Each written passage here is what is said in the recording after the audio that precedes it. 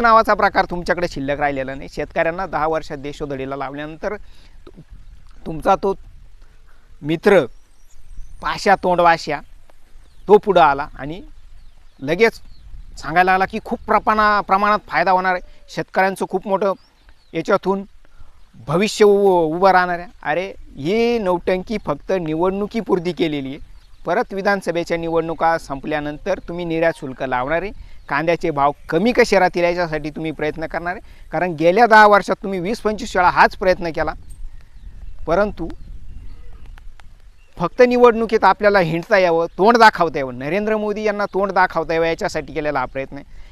100 मतदारसंघ विधानसभेचे महाराष्ट्रात असे की जिथं शेतकरी कांदा उत्पादक आहे आणि त्याचा प्रभाव या निवडणुकीवर पडणार आहे, ज्याच्यामुळं आपल्याला तोंड दाखवता यावं, आपल्याला हिंडता यावं निवडणुकीसाठी भाजपला, महायुतीच्या आणि